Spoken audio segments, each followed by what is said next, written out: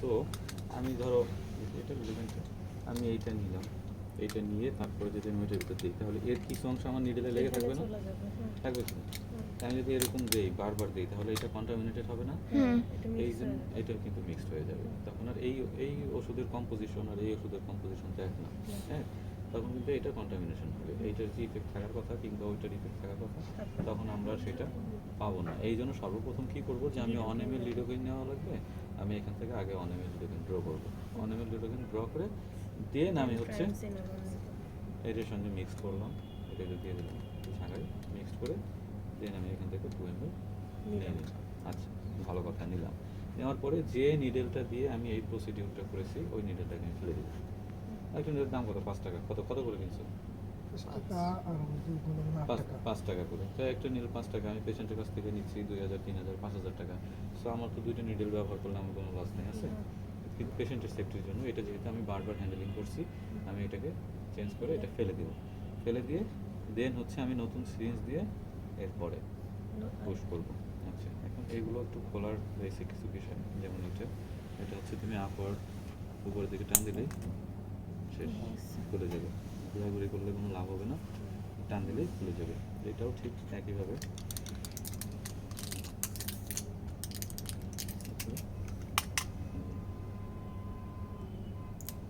খুলে গেছে। আচ্ছা, এখন বিষয় হচ্ছে যে এখান থেকে আমি এখন ধরো মেডিসিনটা নিব, কেমন? এখন অনেকে যাদের হাত কাঁপে তারা কী করে, এইটা দিয়ে ঢুকাইতে যে আঙুলের ভিতরে ঢুকে যাবে। এই আঙুলের ভিতরে যেন না ঢুকে, এই জন্য আমি আগে এটাকে একটু ফিক্স করে দেন হচ্ছে দেবো, তাহলে আর আঙুলে ঢোকার পছন্দ না। এটা হয়, ধরো তুমি ফার্স্ট প্রসিডিউর একটা পেশেন্টকে দিতে যাচ্ছ, তো দেখা যাচ্ছে হাত কাঁপাই ঠেপাই এইটা ভিতরে ঢুকে দিয়ে দিলে আঙুলে ঢুকে, তখন কিন্তু পেশেন্ট উঠে ওর মধ্যে যে উনি নিজের আঙুলে দিয়ে দিয়েছেন, এটা না আমার না জানি কী করবে, পেশেন্ট কিন্তু আর ধারে কাছেও আসবে না। ঠিক আছে, এই বিষয়ে সাবধান। এটা করতে গেলে অবশ্যই স্টেবল হতে হবে। আগে হাত, যদি আমি মনে করি যে না আমার হাত কাঁপাকাঁপি আছে, অনেকের ট্রিমার আছে, যদি থাকে তাহলে আগে এটা করে আগে দেখবো যে এটার ভিতরে কোনো মানে এয়ার আছে কিনা, এয়ার বের করে নিব। দেন হচ্ছে আমি এটাকে নিয়ে দেবো, দিয়ে এই করে আমি এখান থেকে কত নিব? 1 ml। বাস্কেট খেলে অনেক শক্তি পাবো স্যার। সব পাবো। হ্যাঁ, খুবই ভালো হবে। হ্যাঁ। আচ্ছা, এরপরে কী করবো? এয়ার আছে, এটা এয়ার থাকলে সমস্যা নেই, আমি এটার সঙ্গে এখন মিক্স করবো। এটা সাসপেনশন থাকে, আবার তোমার ভায়াল করছে, আগে সাসপেনশন ছিল, এখন মনে হয় ভায়াল করছে। যাই হোক, তখন আমরা কী করবো? এটাকে এটার ভিতরে দিয়ে দিই। আচ্ছা, আমি দিয়ে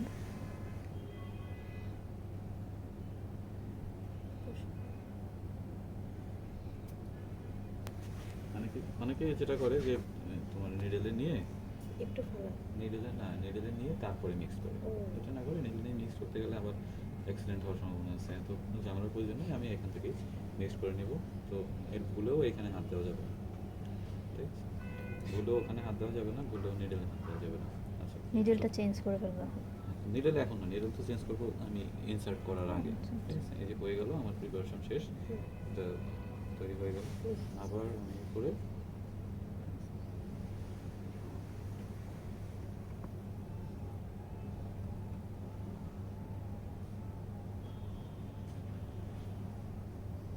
আমার ফুল 2 ml এখানে হয়ে যাবে, কেমন?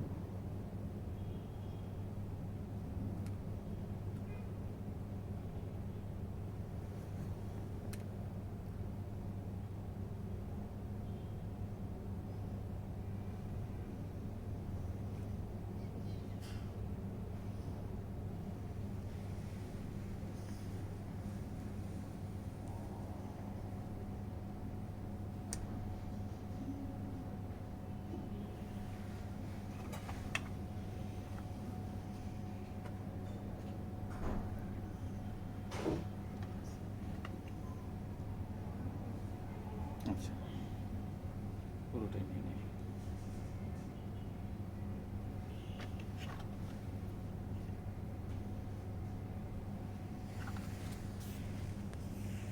এখন আমার এখানে 10 ml মেডিসিন চলে আসে, মানে 2 ml মেডিসিন চলে আসছে।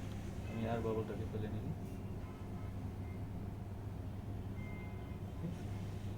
এখন আমার এটা 50 সিসি এয়ার বাবল থাকলে না মানে অ্যাম্বুলেন্স হওয়ার চান্সেস থ্রোম্বাস হওয়ার চান্সেস হ্যাঁ অবশ্যই হতেই পারে।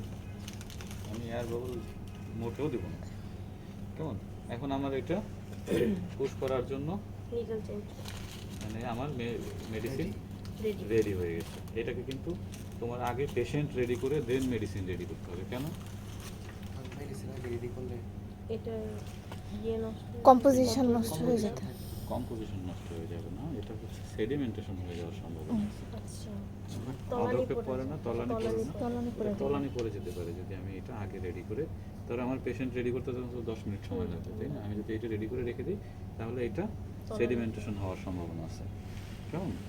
আচ্ছা স্যার আসলে দিবেন স্যার? না দেবো না, তোমার শুধু শুধু মেডিসিন দেবো কেন? আচ্ছা এটা হচ্ছে প্রসিডিউরটা দেখাইলাম। এখন এটা আমার রেডি হয়ে গেল।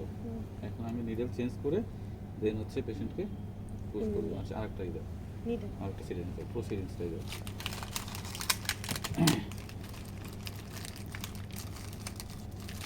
জানো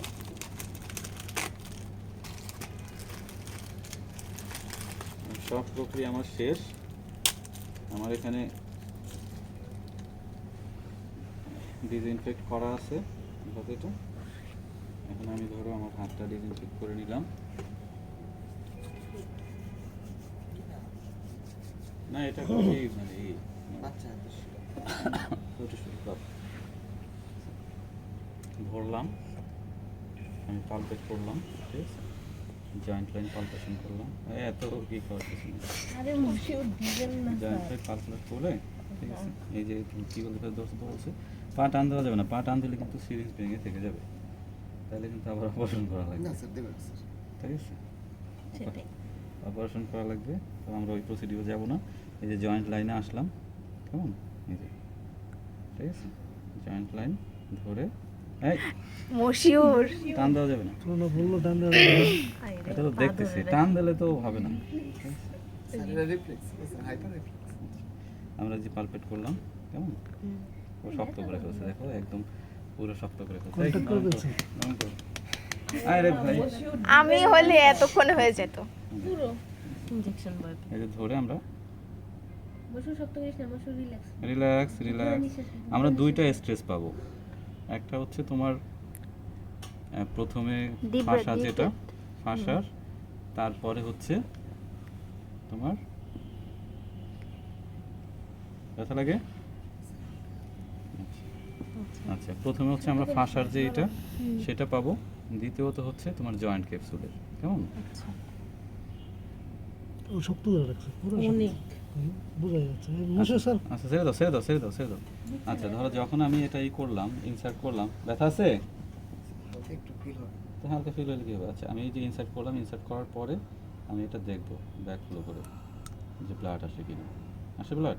না স্যার, ব্লাড যদি না আসে তাহলে আমার পজিশন তাহলে ঠিক আমার আছে। পজিশন ঠিক আছে। ঠিক আছে, দেন আমি আমার ইনজেকশন দিতে পারবো, কেমন? Yes, আরে sir. তোমার ব্যথা লাগতেছে?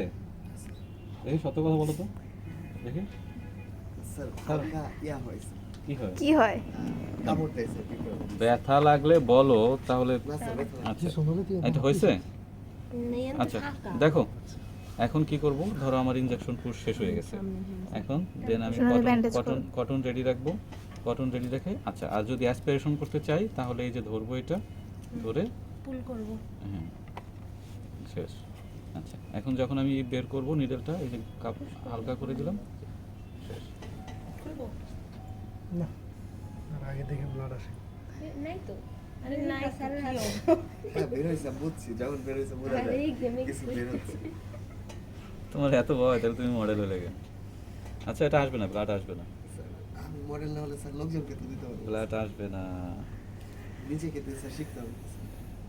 বুঝো সব এতক্ষণ পর কথা বলতেছে। সে সবই হ্যাঁ, বুঝে কিন্তু ছিল গেমে আমি নিঃশ্বাস নিতে বলছি আগেই কিন্তু।